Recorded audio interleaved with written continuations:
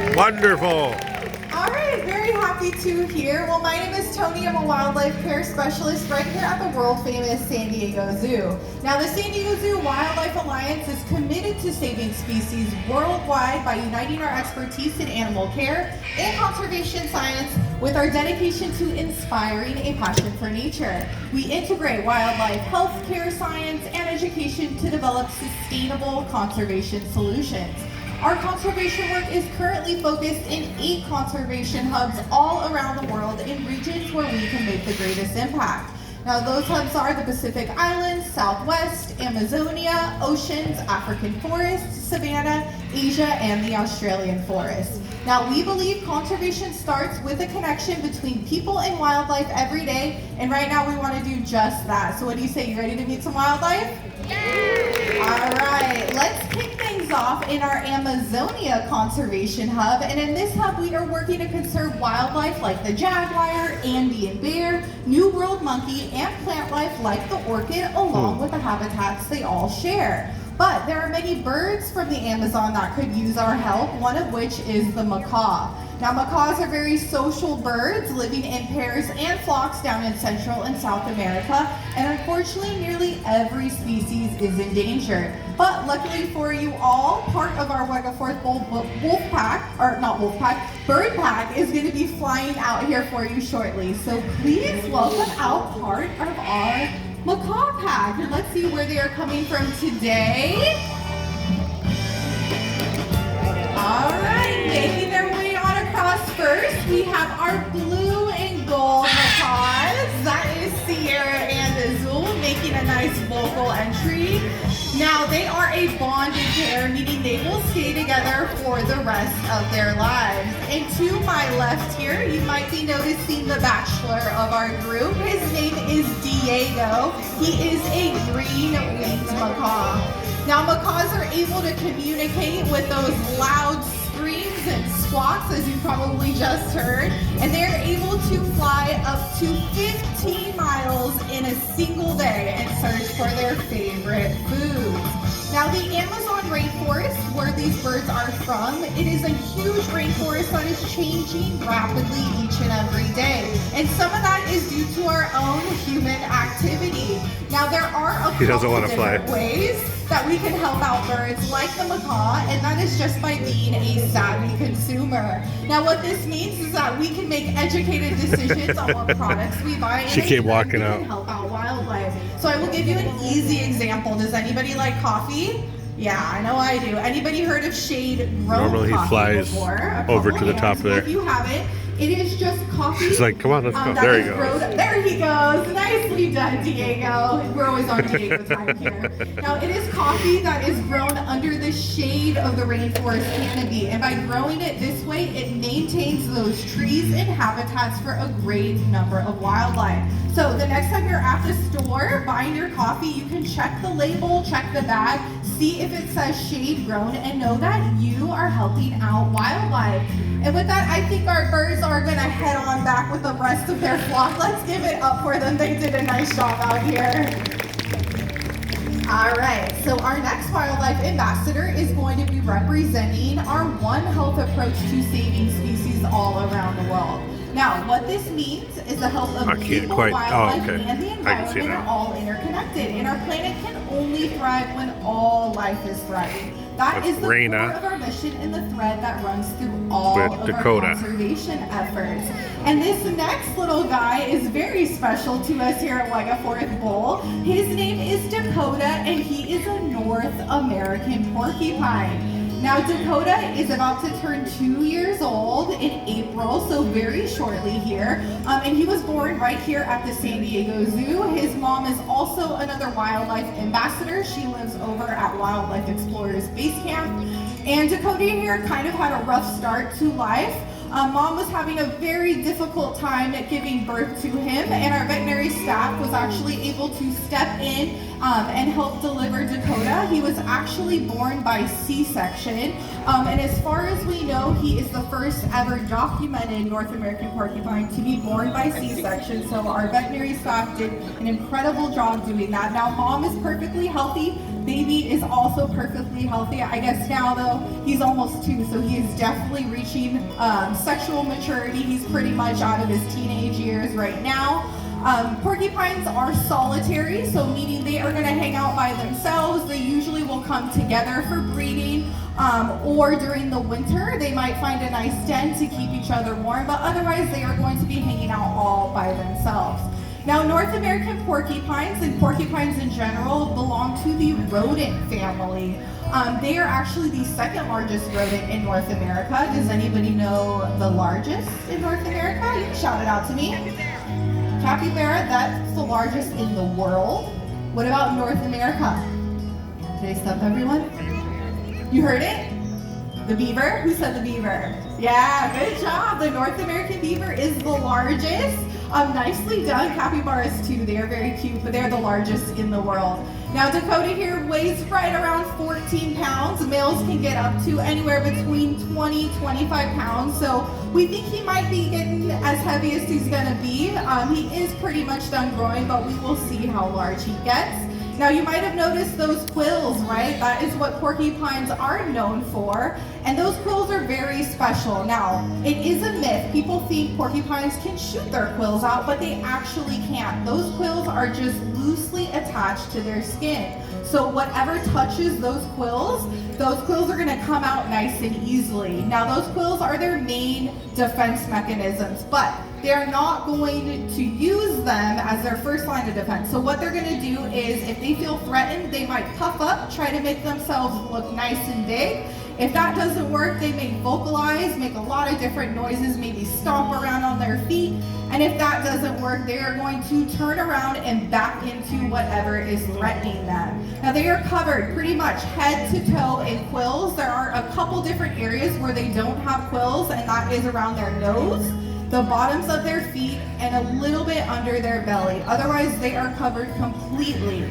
Now, those quills are barbed, meaning there is a microscopic hook at the end of those quills. So, if you were ever to get quilled by a porcupine, the best thing to do is to remove those quills as quickly as possible. Otherwise, they're going to keep going deeper and deeper as time passes, making it very difficult to remove. So just a little tip from here at the zoo. And it looks like Dakota is going to head on home. Let's give it up for him. He did a great job out here. All right, so we do have a couple more ambassadors, but I'm actually going to hand things over to another wildlife care specialist. Please welcome out Ellie. Ellie! One more time for Tony, everyone. She's the best. All right, everyone. Now for our next guest, we're actually going to stay right here in our One Health approach to saving species worldwide. But this guest fits this category in a different way because he helps out other species. So we're going to talk about the canine. Dogs have been assisting humans for centuries and continue to do so by serving in the military, in law enforcement, and even in conservation. Now they are utilized for their superpower, which of course is their super sniffer. Dogs can have a sense of smell up to 100,000 times more powerful than our own. So to demonstrate this superpower, we have hidden a scented item somewhere in this area for our next guest to find. And I think I know where it is today. But he needs your help because he loves a crowd. So please get nice and loud. Help me welcome the one, the only, it's Elvis. Go find your Elvis. He is on the hunt with David. And he already knows it's not on this side. But he needs help, David. He doesn't have thumbs. There we go. All right. Now Elvis here has been trained to look specifically for a lemon scent. Now we do move this item every single day. Sometimes it seems like he just checks spots that have been before. Oh, hit the brakes. Oh, we're getting warmer. So close. Use that big brain. Ah, there it is. Great job, Elvis. Well, if you notice what he found, it is a stuffed koala. Now this is to represent some of Elvis's counterparts down in Australia who were a team of koala sniffing dogs. Now if anyone remembers those wildfires a few years back in Australia, not just koalas, but many species of wildlife were either injured, displaced, or killed by these fires. So, for researchers to be able to rescue the survivors, we enlisted the help of a team of koala-sniffing dogs to help researchers track and locate any survivors that they could rehabilitate and re-release. Now, this just proves that dogs can have an incredible role in conservation, and of course, not just in our homes. Now, Elvis here came to us from Guide Dogs of America, where we don't like to say he failed the program, but he was dismissed early from the program because of his food drive. This guy doesn't love anything more than food in the world. If he were a guide dog, the only thing he would guide you to would be a snack. Whether or not that snack is in the middle of the road, doesn't matter. So he very quickly was dismissed from that program. It is a very tough program, but he was re-career assigned to join us here at Wentworth Bowl. Now, not only is he an amazing ambassador and sniffer dog, but he has a really important role here, and that is companion to our South African cheetah. Would you like to meet his companion? Heck yeah. So, well, everyone is doing a fantastic job staying in their seats. But pretty soon you are going to be meeting the land's fastest mammal. Now she is... David's giving me a look. Did I miss something? Okay. Now we are going to head over to our African Savannah Conservation Hub, where she is representing the species. Of course, the cheetah, Ilangha. the species that we are helping out in Africa, which Acadian include rhino. the elephant, rhino, giraffe, lion, leopard, Such a pretty girl. zebra, and many, many more. Now this, everyone, is Ilangha, and if we could find the fastest or nearest seat, that would be very helpful to our top predator here. But this is Ilangha, everyone, our South African cheetah. Now these two have been paired together since they were just a few months old. Now Elvis here plays the role as her surrogate sibling. Now, unfortunately, when Ilangha was born, she was born up at our safari park, but she was the only survivor of her litter. Now, within about an hour of being born, her mother rejected her. So, care specialists needed to step in and help hand raise Ilangha, but who better to teach you life lessons like social skills, playing skills, hunting skills, all those things that you learn from a sibling or your mother, right? Of course, humans are not the best to teach that to a small cat. So if another cheetah cub is not available, then we might turn to a dog. So that is where Elvis comes in as her surrogate sibling. Now they are together nearly 24/7 except for feeding time, because Elvis would body Ilangha out of the way and eat all of her food. So we separate them to make sure that Ilangha gets all of her food and Elvis only gets his food. Now let's talk about the cheetah, everyone. What are they known for? Speed, exactly. Now do we know how fast a cheetah can run? I heard 75, we're very close. It is anywhere from 60 to 70 miles per hour. Now, what's even more incredible is that they can reach that 60-mile-an-hour mark in just 3.4 seconds.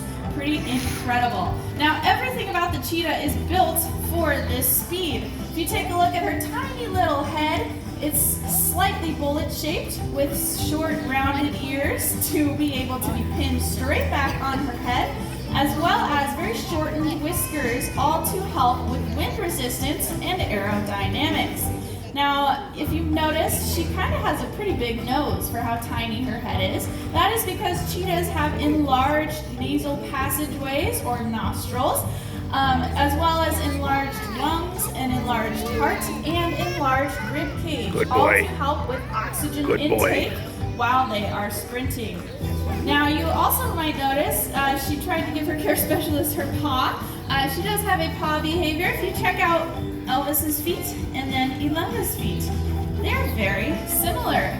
That is because cheetahs are the only cats with semi-retractable nails.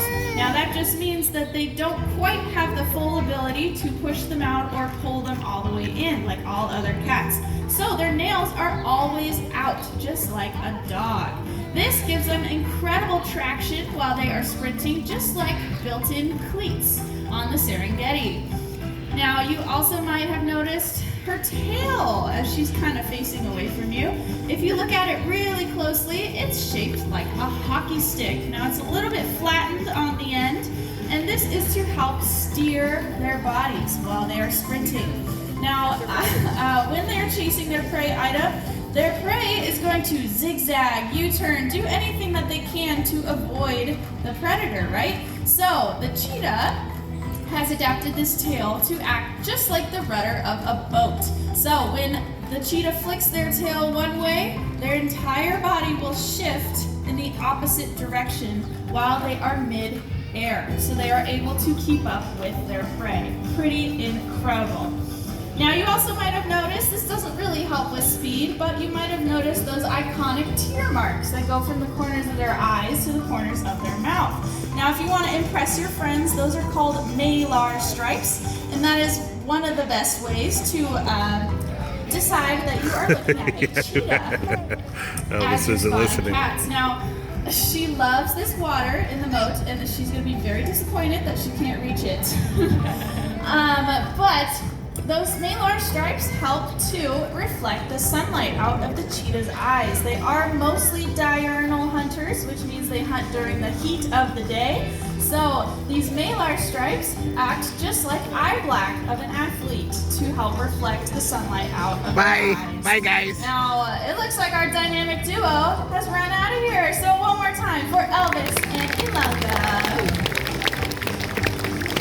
All right, everyone. Well, the San Diego Zoo Wildlife Alliance is creating a world where all life thrives, and this has never been more important. As first responders in the field, we are there applying a century's worth of first-hand knowledge to global conservation challenges. We collaborate, innovate, and we hope to inspire to help people and wildlife thrive together for a healthy planet. Now, conservation is at the heart of everything that we do here, but we of course can't do it alone. We need dedicated allies like all of you. You can help support San Diego Zoo Wildlife Alliance by becoming a member, you can become a volunteer, or you can even help donate to fund some of our global conservation efforts. Now, your help can never be understated. Why? Because when wildlife thrives, all life thrives. Thank you so much for joining us here at Wegaforth Bowl, and have a wonderful rest of your day at the San Diego Zoo. Thank you. Remember, Zoo Guy Ryan on all the platforms. TikTok, Instagram, Threads, I guess, Facebook, Ryan Slasher, and Zoo Guy Ryan. And YouTube, which is where this will most likely be, Zoo Guy Ryan.